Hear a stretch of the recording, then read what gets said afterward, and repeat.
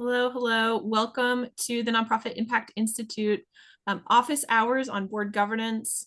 We are so thrilled to see you all with us. I'm going to give a few minutes just for everyone to come in from the waiting room. And if you're in a place where they're testing the tornado sirens today, for those to to stop.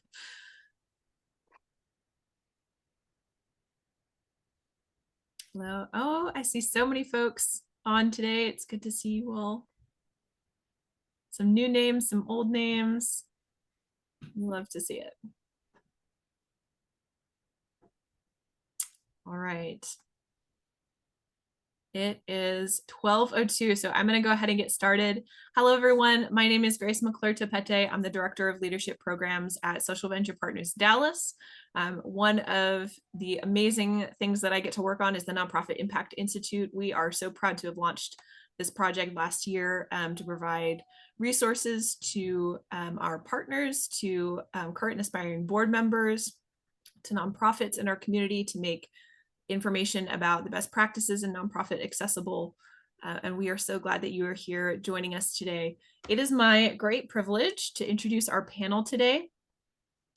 I'm going to start with Suzanne Massey. Suzanne is a social venture partner. She's also on the SVP Dallas board. Suzanne is the head of Santander Consumer USA Foundation, and she brings extensive nonprofit, academic, and government board and advisory committee service experience. She's also an expert fundraiser, and so we are so glad to have her perspective today. Next up, we have Prisma Garcia, who is the Senior Social Impact Strategist at MoneyGram International. She is also a former SVP Dallas staffer and a current social venture partner. She brings extensive nonprofit experience and board service, including on nonprofits, advisory councils, government committees. She has been a part of the beginning and the wind down of a number of nonprofit organizations as part of the board. And so we're very grateful to have her with us on our panel. Next up is Nick McKissick. Nick, we're so glad to have you with us today. Nick is a nonprofit attorney and associate at Holland & Knight, also an SVP Dallas partner, and he is bringing our legal perspective today. Nick, do you have a caveat that you'd like to add here about legal advice?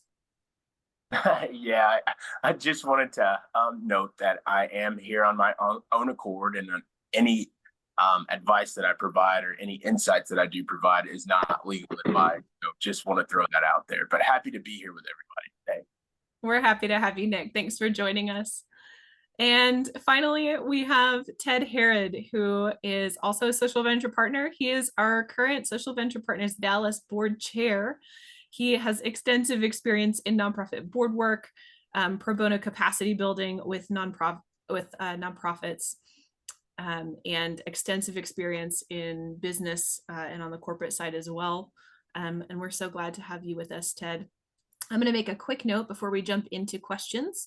You will see down at the bottom of your screen, there's a Q&A panel instead of a comments panel. So you are welcome to start adding your questions at any time. You should be able to comment and upvote on other folks' questions. If somebody has asked the question that you want answered, you can just click an upvote instead of typing it again. You do have the ability to ask questions anonymously if you prefer, because other attendees will be able to see the questions that you submit. Hello, everyone. So we are going to go ahead and get started. Ted, I'd like to start with a question for you, if you don't mind. If you would tell us a little bit about how you got to be the Social Venture Partners Dallas board chair and what your perspective is on how boards work, what their role is, and what a board should look like. Yeah, sure thing. First of all, hello, everyone. It's great to be on this call with this great group. So I basically came out of corporate America after a bunch of years and wanted to get involved in philanthropic kind of works, and wasn't sure about the space I wanted to work in or the capacity I wanted to pursue. And I started working on some more smaller nonprofits in more of a working board model. And there was a lot I really loved about that working board model. I loved, kind of wearing many hats and not knowing day to day what's going to happen. I kind of enjoyed the element of that and being kind of close to the action and almost feeling like I'm in the mix with staff. I'd say those are the positives. The downside of that kind of board model for me was, we tended as a board to be very, very tactical, and that we were a bit of a extension of staff. We weren't quite as forward looking as I felt like we could be, or strategic. And in some ways, our roles became very redundant within the board and across staff, in a world where resources were finite and we kind of couldn't afford to be redundant. And I eventually joined the Social Venture Partners Board, which was much more of a policy or governance driven board. And I frankly, when I got involved, I was concerned I was going back to the bureaucracy I kind of experienced in a Fortune 500 company. And what I've found and experienced in the last couple of years is that governance done the right way is actually a tremendous enabler of the organization and the board staying focused on the mission. I tend to gravitate more towards this kind of clear delineation of role and clear separation between board roles and staff roles.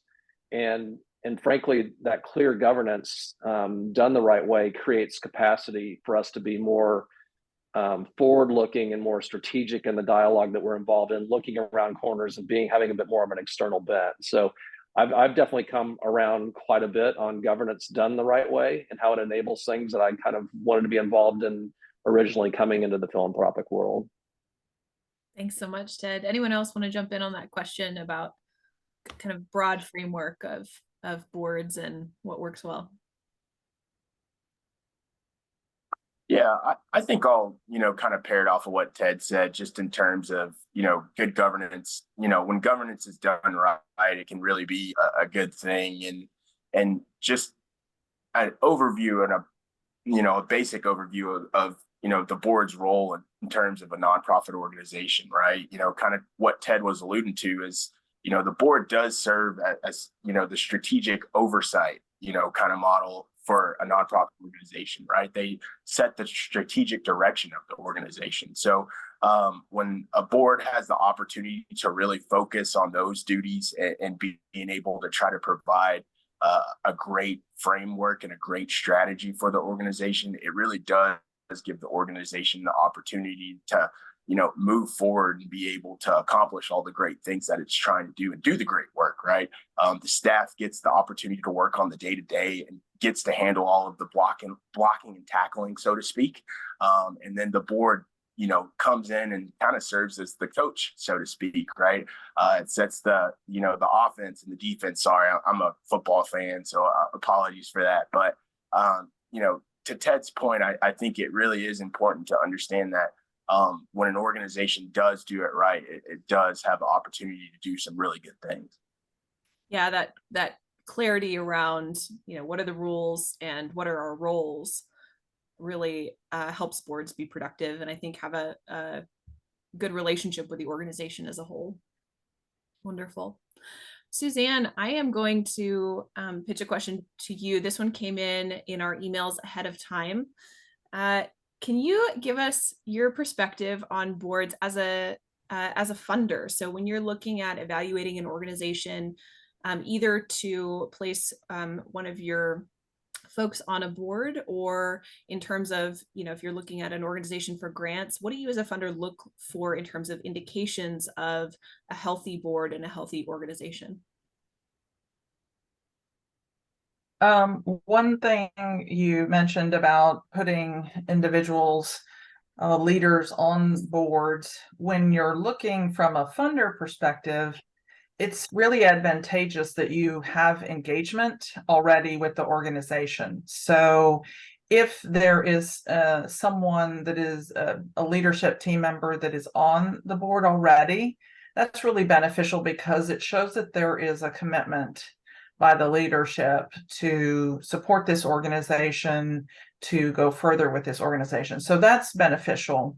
One of the things that we've kind of talked about in some of our conversations is that you want to have a limited number of people that are related on the board. And I'll give you an example of a situation.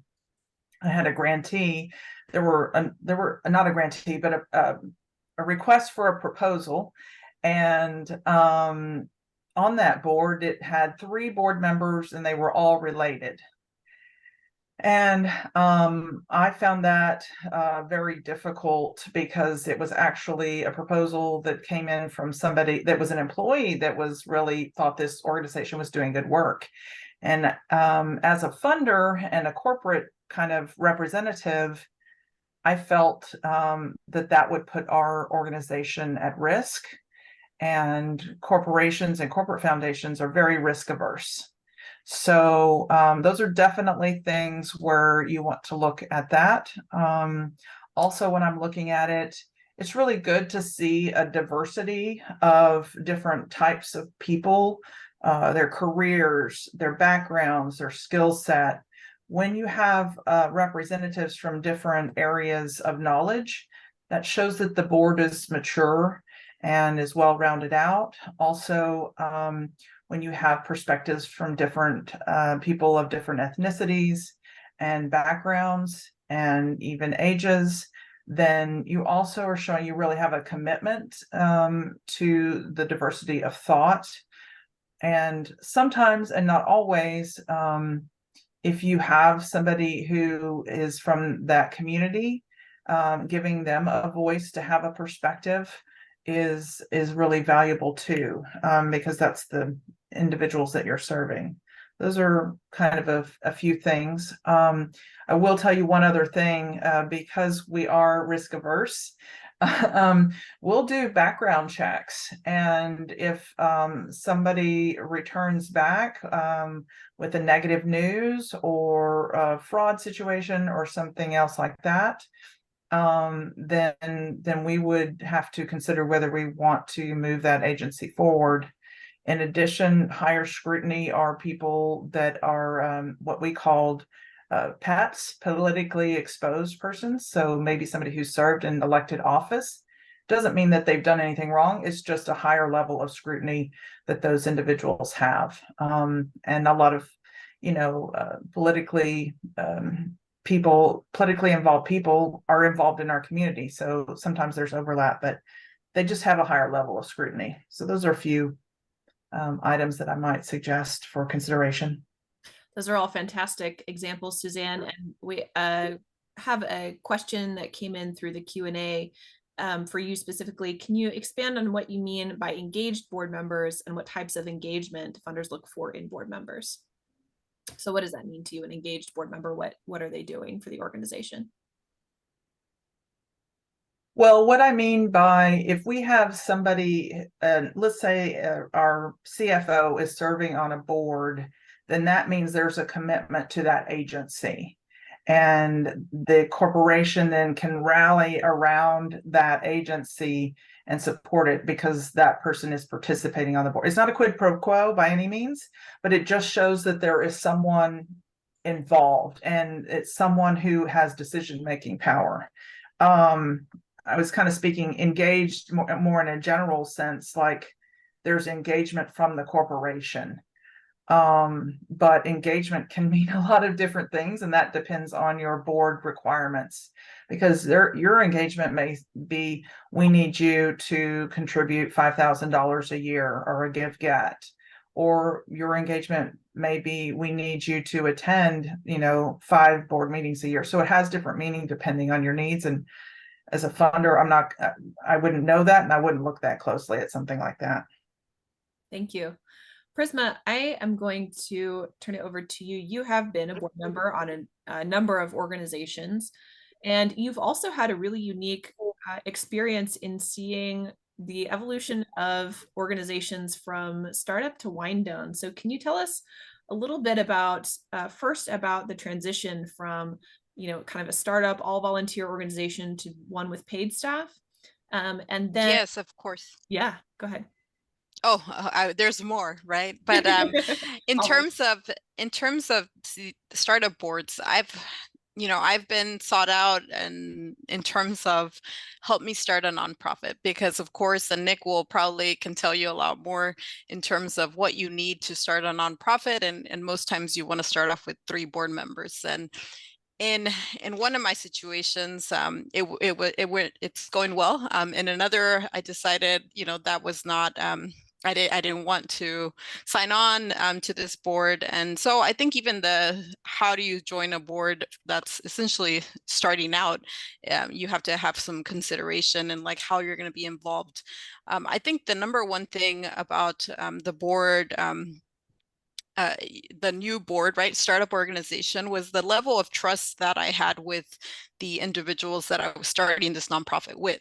So that was already something that I had strong relationships with these individuals, and this goes back years, right? And so professionally, I felt very comfortable. Also, there was the level of why we were starting a board, not just to start a board and a nonprofit, but definitely including the community. And so me being part of that community, I also felt a strong attachment. So in terms of the level of trust, I think we definitely were very innovative and thinking outside of the box. And I could tell you throughout the process, working with our attorney, I had a lot of questions. I had never actually started a nonprofit. I had been on boards already, but drafting our bylaws, making sure that we were implementing something that we could continue to adapt and modify later, but really having a solid groundwork. And also the transition to paid staff, we mentioned that because Ted mentioned earlier working boards, and it for a long time was like, oh, I'm doing a lot of this work. I had the advantage in some ways of being knowledgeable about the particular community we're serving and being a part of it.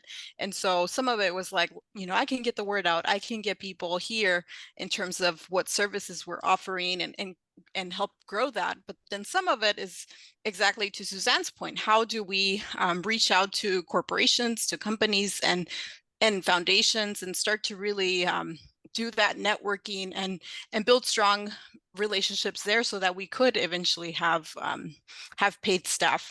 And so I can tell you that the experience is like you're in it and you almost feel like an employee. And then I think it's with the knowledge that you're there actually to be a part of the governance, that you have to know when is the appropriate time to step back, right? And there are opportunities that, sometimes arise for the organization that people still reach out to me. And that's not a problem, but most times I see it as like, okay, is this really my role? And, at this point, does this go to the staff people now? What does this mean for the relationship for this funder, or how can I still contribute? But obviously I know my role as a board member versus what their role might be in terms of employees. And so I think the challenging part or the tricky part is like knowing when to reel in and make sure that the organization is still growing. And it's almost like, I don't have children, but I'm sure it's like one of those things where you see kids go off and they're doing their own thing, and you have to allow them to take control of the programs. And so it's very, it's very rewarding, and obviously in terms of time, it fluctuated a lot at the beginning, but I think some of the key lessons are really the communication, because they're going to be growing pains, and I continue to experience those. It's more so, how do we have those open lines of communication, and looking back, well, here's why we did some of those things that seem to be like overwhelming in terms of just paperwork. Yeah. But I'll leave it at that. Yeah, no, it's a hard thing to be involved across the entire life cycle of an organization, and as the needs of the organization change, as they should, and as we hope they do, right? To balance being a good board member. And on that note, I'm going to ask Nick actually to start to answer this question about, for those in the audience who are interested in being board members, when you are looking at joining a board or finding a board of an organization that you're passionate about to be a part of, what should you consider as a potential board member in terms of, is there personal liability for joining a board? What kinds of factors of the organization should you look at to determine if it's a good fit? Yeah, I think that's a really great question. But I think, in my mind, and I serve on the Ronald McDonald House of Dallas's board right now. But I think one of the things that really came to my mind when, thinking about this question is really just determining whether or not it's a good fit. I think the first course of action when you're trying to determine whether or not you're going to serve on an organization's board is really just get involved and get engaged, right? I think we've talked about it. Prisma and Suzanne have talked about it a little bit, just in terms of the time commitment that comes along with being on the board, right? I think a lot of times we assume that we'll just show up and we'll vote on things and then we'll call it a day. But realistically, there are legal obligations that you do have as a board member.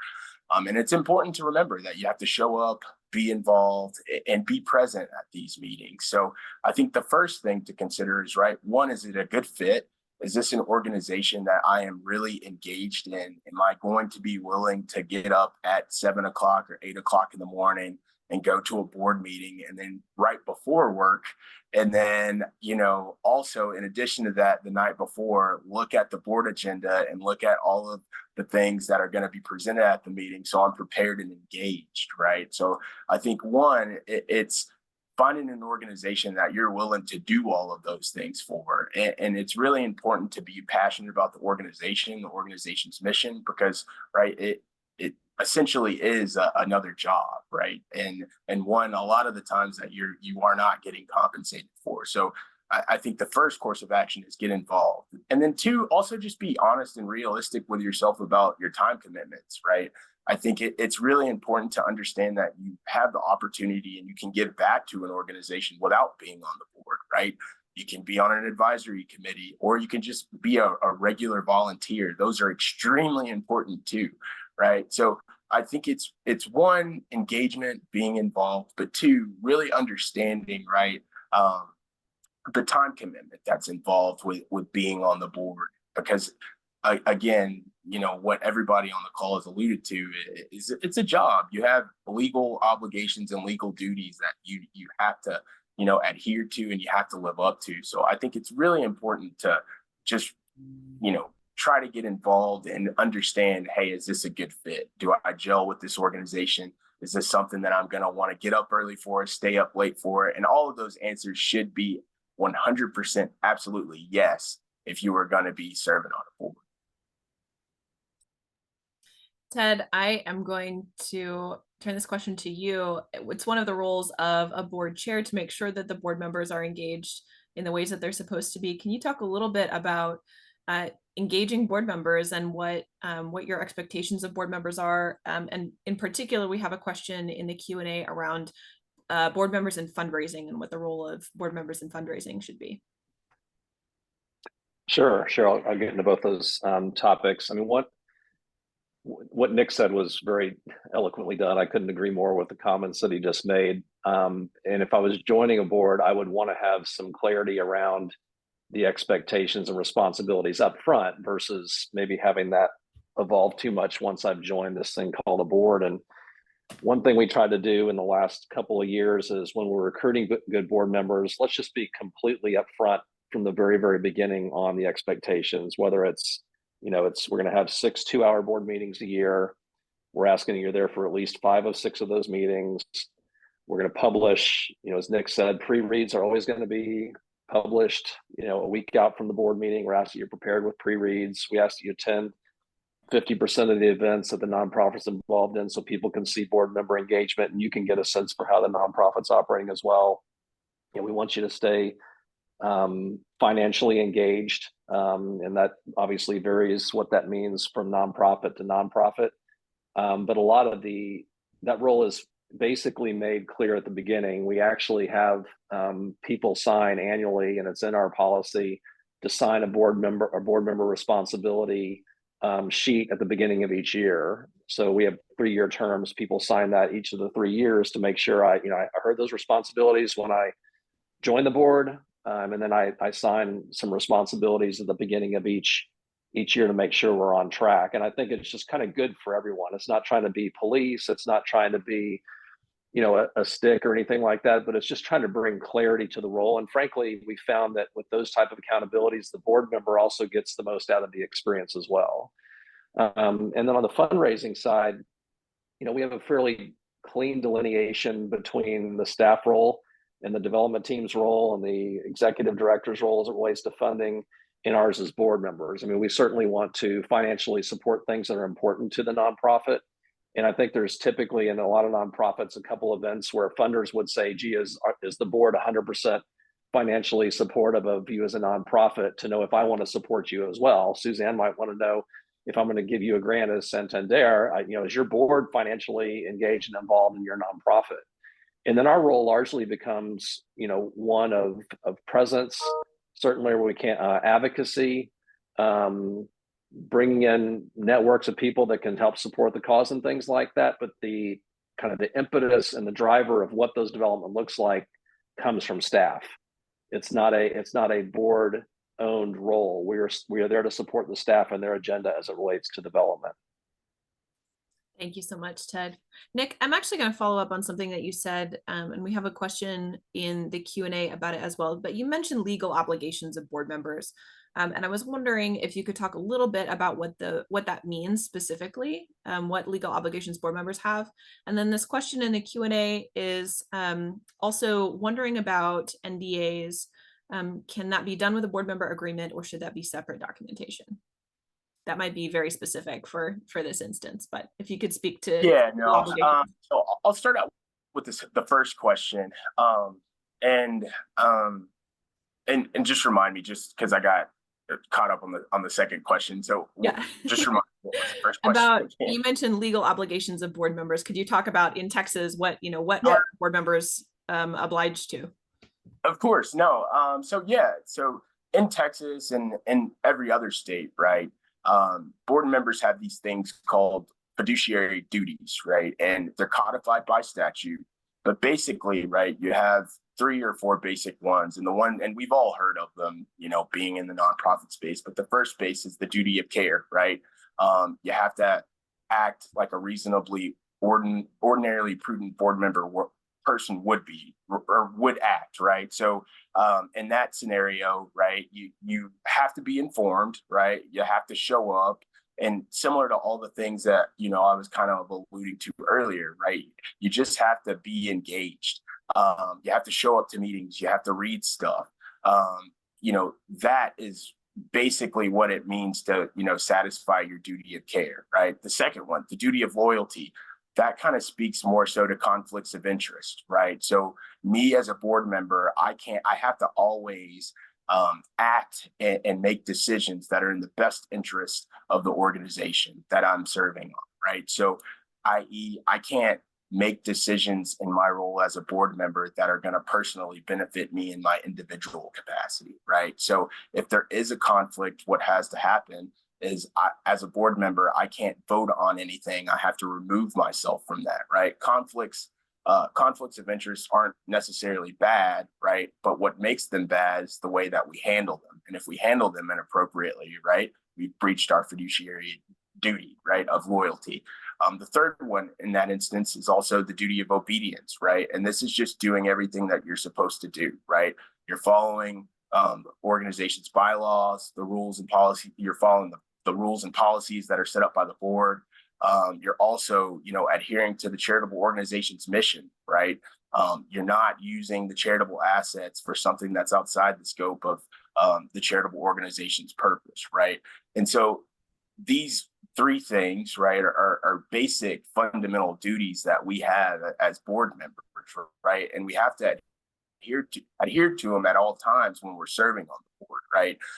So again, duty of care, being informed, being engaged, and actually caring about what happens and participating, right? I think I alluded to the person that just kind of comes up and just raises their hands, doesn't ask the tough questions, and just kind of shows up, right? That's breaching your fiduciary duty of care, right? Because you're really not acting as a prudent board member would, right? So those are, the basic fiduciary duties. And again, they're all codified by statute, and Texas has them along with the other 49 states. So those are the legal obligations that you do have as a board member, and you are legally obligated to follow. Most nonprofit organizations have D&O insurance that cover you from any legal liability, but nonetheless, the legal obligations are still there. In terms of the second question, right? That's typically a business decision that's done by the organization. I've seen it done millions of different ways, just depending on how the organization wants to do it. I've seen it one where kind of similar to what Ted was talking about, where they sign a board of director agreement, which lays out all of their obligations and duties, including with respect to confidentiality and things of that nature. I've also seen a separate NDA agreement for things that are a little bit, more hairy, so to speak. So it really just kind of depends on the organization and what fits best for your organization's needs, right? Depending on if you have a large board, a small board, so on and so forth. So I know the answer on the second question wasn't super helpful, but like every great lawyer answer, it depends, honestly. So. Thank you so much, Nick. I'm just going to make a quick note. So you mentioned D&O insurance, directors and officers insurance. So the Nonprofit Impact Institute uses materials from an organization called the Standards for Excellence, which are nationally data-backed best practices for organizations. And one of the standards is that if an organization does not provide directors and officers insurance to protect their board members' personal liability in the course of performing their actions as board members, that if an organization doesn't have that, it actually needs to be an affirmative vote of the board to decline that insurance. So just a quick note there that is the best practice if you are looking into that for your organization. All right, I am looking through our Q&A here, and we are getting quite a few questions in. Thank you all so much. I am going to ask Prisma to weigh in on what are some of, you've had a lot of experience on a lot of different boards. What are in your experience, some of the biggest holes in governance, things that organizations aren't thinking about or need to address, or maybe, maybe it's not top of mind early in the organization, but things that that come up that you think folks should be keeping an eye on? I previously spoke about one organization, and I know I didn't get to the part of then I've also been a part of an organization that closed, that completely shut down. And it's not to say that you don't want to aim for that, right? If you solve the greatest issue, maybe that's what happens. But in this case, it was, we filed Chapter 7 bankruptcy, and we luckily did have insurance, so check for that, right? But it was a long process, and it was a scary process as a young, fresh board member, because that was one of the first boards I had joined. And you mentioned things that might not be obvious or immediately you're maybe not so much looking at it every day. And in that particular case, it led to closing down the whole operation. But I can tell you a couple things that, looking back, we didn't really, we weren't on top of, I guess, as a board. And it's there were a lot of things going on, right? We had a pandemic, there was big, large, situations going on in the world, and it impacted this organization. And so we have to dig deeper as board members. We have to do, it's not just reviewing the info the night before or the day before or right in the meeting. So it's the time commitment. The leadership changes impact boards tremendously. I can say in that particular organization, we had a change of leadership, and the proper evaluation, we probably could have done better. And in terms of the committees, right? We had board committees, and there were times where we realized oh, okay, well, we don't maybe need to meet as often. And some of those were fizzling away, So ultimately it's well, we need to maintain those as a board. And then some of it was our, towards the end of this was knowing what the exit plan was. And I think that when we talk of business and corporations, there's an exit strategy, and a lot of times nonprofits don't even think that, right? Because you don't want that to happen. But I can tell you that as a board member, I was whoa, there are so many different kinds of, Nick is gonna laugh, but I was wow, there's so many different types of bankruptcy that we could file even as a board of this organization. And so that took time. And so getting to that stage, right, and hiring a firm. And so all of that, I mention all of this because those are things that you don't think about when you join a board. You're not like, well, this could potentially happen. We need to make sure this is in place. And we need to make sure that we're not just going into a meeting, you know, having a vote, but also digging deeper. Another thing I'll mention is the narrative, right? The narrative of the organizations, what is out there in the media. I think this organization did a better job at that. But in terms of a board position, I can tell you that that was a eye-opening experience, and now it's taught me, like, this is what I need to do to maybe even agree before I even agree to join a new board. Yeah. Yeah, that clarity is so critical and so important, just at every step of the process, from the beginning to the end. Suzanne, would you jump in here and talk a little bit about maybe some holes in governance that you have seen, or things that you've learned in your experience as a board member, as you know, on the other side of it, things that are commonly overlooked or commonly missed in governance? Well, I don't know if this is exactly what you're asking, but I did want to go back to some of the other earlier conversation and re-emphasize you cannot be clear enough regarding your board criteria. So make sure it's all written down and it's the same and everybody gets it. And that the expectation, I mean, we can say, oh, let's be clear about the expectations, but really have it in writing. And then also when we were talking about, you know, bringing on board members, it may be enticing because somebody is a CFO or a CLO. Oh, we want them on our board. But I would encourage you to stay strong about, I think, what Nick was saying about making sure that they have real knowledge about your organization and that they want to be involved in your organization. That's going to make them the best board member. And I have been in situations where people have come to me and said, well, I want to get on a board. And I'm like, well, okay.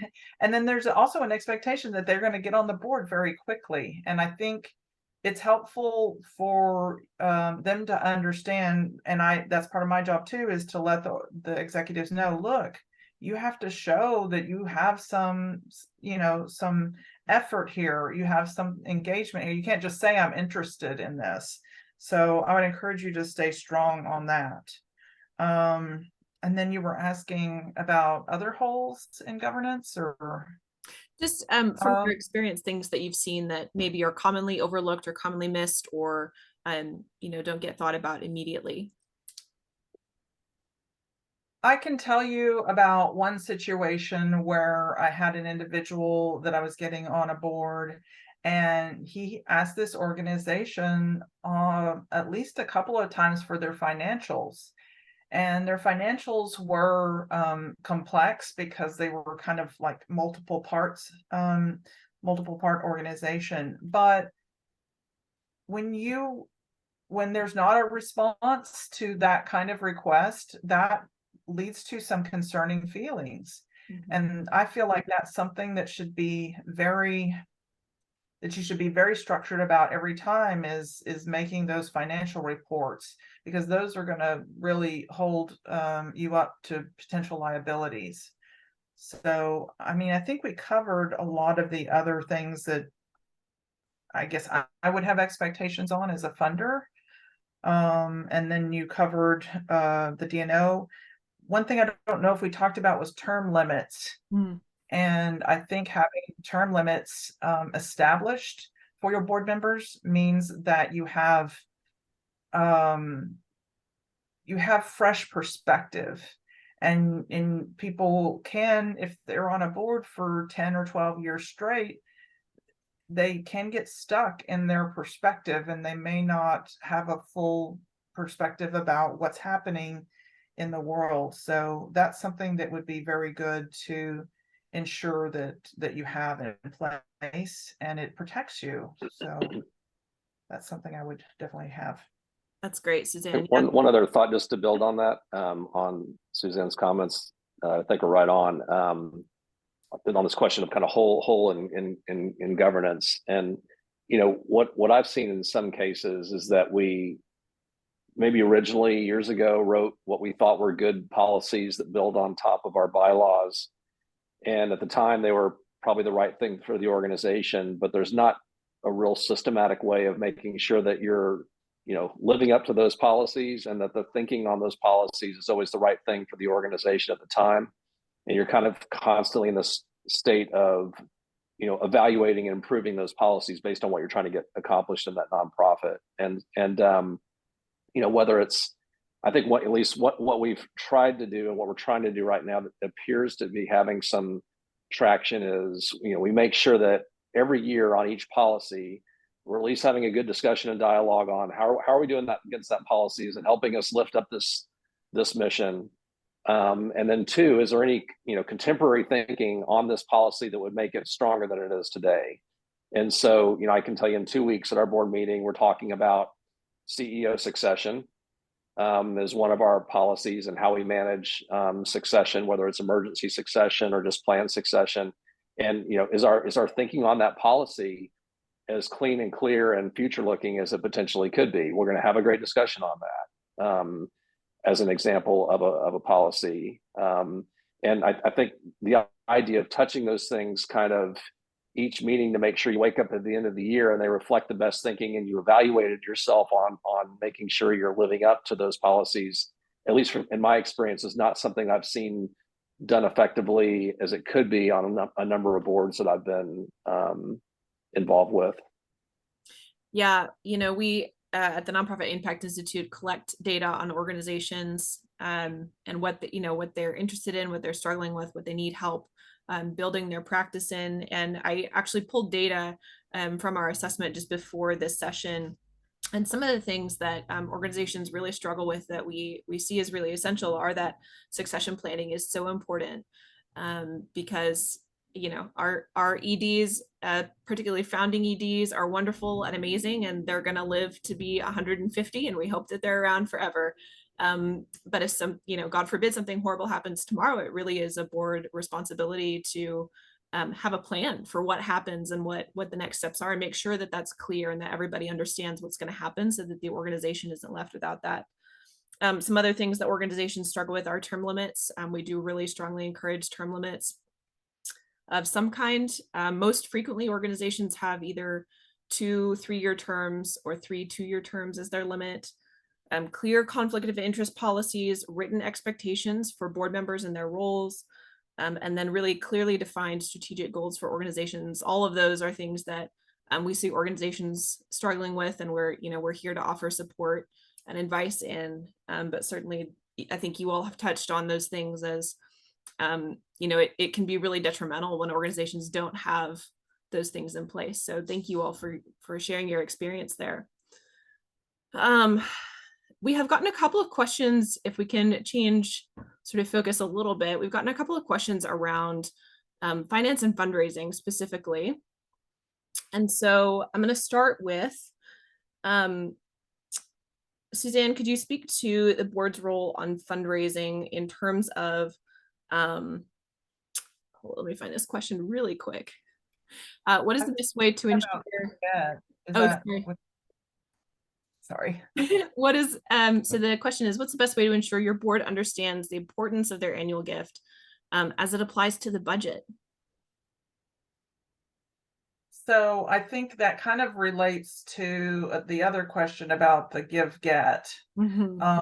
And so I'm gonna, if I could wrap those two maybe together. Sure. I do think most organizations have a give get, and I think it's a good policy to go ahead and start putting it in place, even if it's small. You may be a small organization, startup like Prisma was talking about, and but start to get the board in that practice that they have a responsibility, fiduciary responsibility to the organization as well, in whatever manner that they can accomplish that. And then the second part was just fundraising in general. I think One thing that could really help the board, and we've kind of talked about it in our board discussions, is demonstrating on a pie chart, like a graphic, where your funding is coming from and that where it is going to. And so if the board has an understanding, well, we need this much for programming and we have to fundraise this amount to do this programming, which is critical to our clients, then they can conceptualize what the meaning of their gift is. Like, it has real tangible meaning to them. And that's the same for, preparing for emergencies or whatever. I think by showing them where the money is going, then that helps people to kind of conceptualize how they can contribute to the efforts of the organization. Hopefully that kind of covered that. It does. And could you, for our audience, just real quick, define what you mean by give-get, a give-get board? Oh, sure. So many boards have a requirement for you to give a certain amount of money or to secure that money through fundraising efforts. And so that's a good characteristic to look for your board member. Are they connected in the community? Do they have an ability to ask others? Are they at the level of their organization where they can secure dollars or ask others? Those are good things strategically to think about when you're looking for board members. But yeah, so and it's all over the board, what I've seen. I mean, there may be some boards that require $1,000 give-get. Some boards, very mature, may require $10,000. Some may require 100. So it's very varied. And I would say it's kind of based on where you are in the trajectory of your organization. And that's okay, because it can grow or change with the needs of the organization. Thank you so much.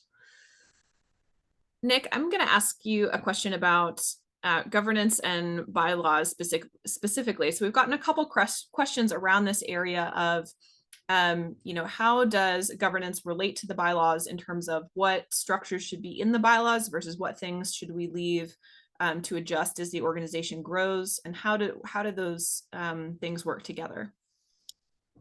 Yeah, so that's a really great question, because I think a lot of organizations kind of struggle in terms of, what should be in the bylaws, what should be excluded from the bylaws.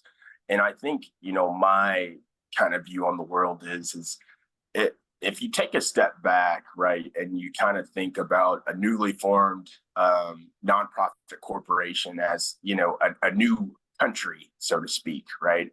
And this is kind of how I tend to kind of explain it, but right, your charter document is kind of like your, Declaration of Independence, right? Like, this is the thing that we say, hey, we're, stating to the world that we are this newly incorporated thing and we're standing on our own 2 feet, right? But next you go to kind of, your bylaws, which is essentially kind of like your Bill of Rights, right? It tells you kind of like the fundamental things in terms of how the organization is going to operate, the rules that we're going to live by, and what's extremely important to us, right? So when I try to think about it from that kind of perspective, right, in terms of it being a Bill of Rights, right, and the most important kind of rules and things that we need to live by, right? Typically, my preference and what I tend to try to, recommend to organizations is that, the bylaws should have enough in it for us to be able to go and answer all the questions that we need to answer to operate, right? So how do we vote at a meeting? What's quorum, right? What, how many directors is it going to take for us to act as a board together, right? Those really fundamental questions in terms of how the organization is going to operate, right? Are we actually allowed to have committees of the organization, right? Are we going to have standing committees? We're just going to have them general, right?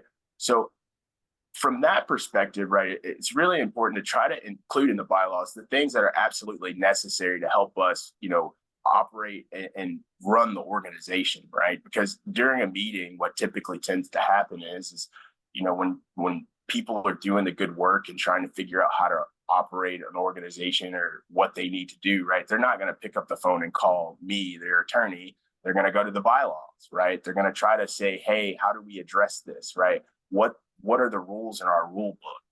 So from that perspective, I think it's really kind of important, and it's honestly up to the organization in terms of what are those rules that, you know, we need to live by. Now, granted, in bylaws, you do have, right, specific provisions that are typically in there, right? You have directors provisions that, you know, govern the directors. How are meetings for directors, you know, determined? If there are members of the nonprofit corporation, there are typically member provisions, or there's a provision that says there aren't members, right? Any indemnification provisions can be in the bylaws. You know, things that are really, really important to the organization. That's where we tend to see those things kind of inserted into the bylaws. Now, on the flip side of that, right, you know, what I typically tend to tell people, hey, insert this into a policy are things that are kind of tangential, right? They're adjacent, right? So how the finance committee is going to go about, you know, handling its business, right? That shouldn't necessarily be in the bylaws. Like that's in a policy or a committee charter for the committee itself, right? So it's really trying to, you know, delineate those things that are absolutely necessary, right? Our Bill of Rights, you know, kind of flavored type things versus the things that are kind of ancillary and not necessarily absolutely required, or things that we need to look at in terms of trying to operate and run the organization, if that makes sense. It does, yeah, and that actually answered a different question that was in the chat as well. But thank you so much, Nick, for your answer. And what I'm hearing is really that whatever you decide for your organization, that clarity around what things are in the bylaws, what things need to be in policies, to have those things written down somewhere, and that they're accounted for Correct. somewhere, is Correct. really what will help the organization. Correct. And I think Suzanne mentioned this a little bit earlier, and I think Ted's about to hop in, so I'll shut up and let him speak. But, you know, I think Suzanne said it earlier that things should be written down. I think it's extremely important for people to outline, right, what the criteria is, right? If you have a committee, how many times is the committee going to meet? Like what individuals are going to, you know, make up the committee, right? Are we going to have all directors? Are we going to allow people from the community to be on an advisory committee of some sort, right? It's really laying out these things. And it's also really important to not develop a policy that you can't live by. I think what I tend to see a lot of the times is people try to develop policies and there's no way in the world that they're going to be able to comply with the policy. And people create a policy just for the sake of creating a policy, right? And I think it's important, right, that you be very thoughtful about the way that you're crafting, right, your bylaws, your policies, or whatever, right, to ensure that these are things and are rules and that we can live by as an organization. So, Yeah. The only thing I was going to say is I'm so glad that Nick was here to answer that question.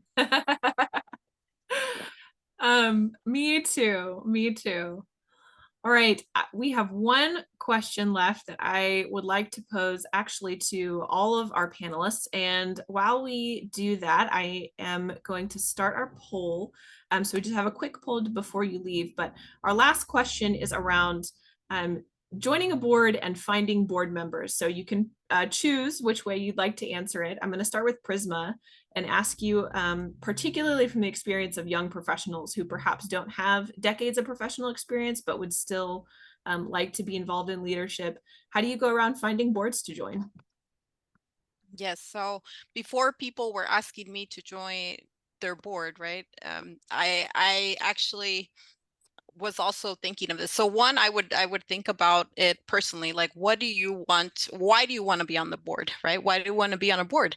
And the way I went about it was looking at different cause areas that I particularly was attracted to. I volunteered, like directly volunteered. So that might have been, you know, doing an event or going and meeting the staff, right? And packing a box, painting a wall. So all that kind of volunteering I did. And then I also did volunteering more on like event planning, or maybe there was a young professionals group at some of these organizations are developing more and more of those because they want to get that diversity. And so those are things to consider. I mentioned that was before they were asking me. Now, sometimes I get asked to be on boards and I have to seriously evaluate why they're asking, Make sure they have all these things in place that we talked about on this call. And then also, sometimes it is like, what do I want to achieve while I'm on that board? I don't want to just put my name out there. I don't want to sign the dotted line on the responsibilities until I know, well, how can I positively contribute to this particular board?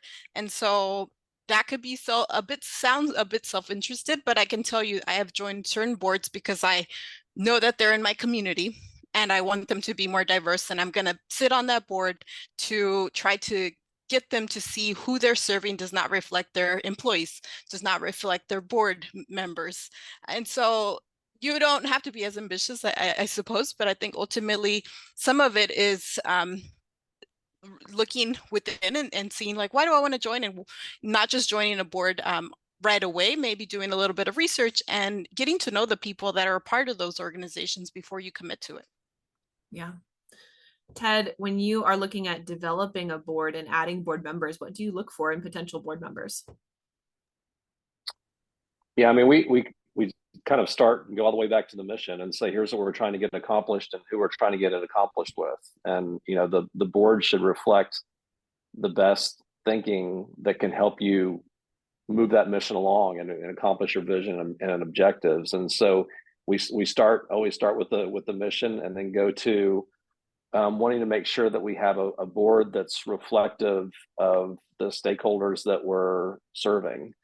And so if we then, you know, kind of diversity plays a role across so many dimensions. We try to develop a bit of a rubric to make sure that we're, you know, making sure we have certainly the visible elements of diversity, whether that's age or gender or race, but also experiential elements of diversity to make sure that when we come together and we create a culture of inclusivity and where everyone has a voice, that group's going to be the most effective at advancing that mission.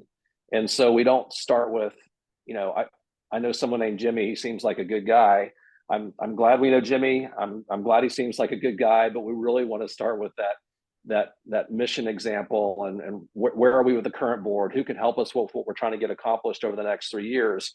Then if Jimmy fits that or Jane fits that kind of element that we need to advance the mission relative to that plan, then we're all for it. And we go seek out those people and we leverage our networks and we work hard to get visibility to people in the community. And when we're attending events, we're always have an eye out to who we're looking for. But I would say make sure it's connected to what you're trying to get accomplished as an organization first, and then people second. Thank you. Suzanne, I know that you have had the opportunity to do some matchmaking between board members and organizations in the past. What do you look for in that relationship in recommending people to boards? It is a bit of a matchmaking, as I was kind of referring to our executives, because I feel a burden of responsibility for both parties. I feel a burden of in my role, a burden of responsibility for the agency to really do something good potentially for the agency. Also for an executive who I may report to or may serve on my foundation board, that they're going to have a good experience, that they're going to experience an agency that has its ducks in a row and, you know, will appreciate the work that's going on. For me as an individual, I would say I try to, and having a role as a funder, try to be very careful about not being self-serving. So I've been pretty limited in my choices and wanting to make my choices with organizations and not put either sort of entity in a difficult sort of situation. But because, you know, they might not get funded and I don't have all of the power to make those decisions. But I would also say in the matchmaking process, having a strategy in place, knowing where, if you don't have an HR expert, maybe you need to think about, oh, I could really use an HR expert who has an affinity or attachment to my concern, because they bring their skills and expertise, which is invaluable, and that benefits the organization. And then they also personally have a care, an attachment to the organization. So really having a strategy for starting to, you know, help have have individuals who really can benefit in some of the areas that you might need some more support and knowledge from. Yeah, for sure. Making sure that you have the expertise around the table that you need is so critical. Nick, I'm going to end with you. What do you look for when you're looking to join a board or deciding whether it's the right time to join a board? What do you look for to see, this is the right place for me? And I know you've talked about this a little bit, but maybe looking around the board table, what are you looking for? Yeah, I think for me, it's certainly a level of enthusiasm. I think one of the things that I tend to try to do is try to be upbeat and positive and really energetic about a lot of the things that I do, just because I think it just makes the work better, right? Yeah.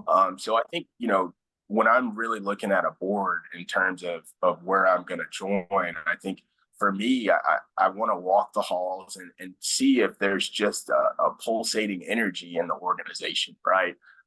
Because I think, right, that works from the top down in terms of an organization. And if you see, right, the staff, the recipients of the services, if people are walking around with huge smiles on their face and they're energetic about what's going on in the organization, I think that for me is really a sign that says, hey, this organization really is doing good work and people are really energized about what's going on here.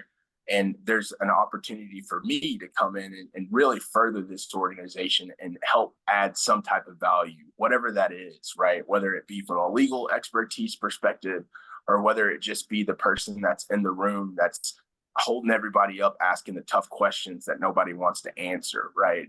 I think it's really important for me to kind of see that same level of enthusiasm and energy, because I think when I'm gonna put my foot forward at something, right, we want it to be our best foot. So for me, it's always trying to ensure that, everybody that is also serving on the board also has that same kind of mentality, and that, right, it just kind of feeds throughout the organization, right? Because I think you have the opportunity to add value, but really this is about the community, right? This is about making whatever community that the organization is serving a better community and a stronger community. So I think having that kind of enthusiasm and attitude throughout, the organization and at the board level is something that's really important to me, because you're going to be spending a lot of time with these board members. You're going to be in meetings, you're going to be talking and having very difficult conversations.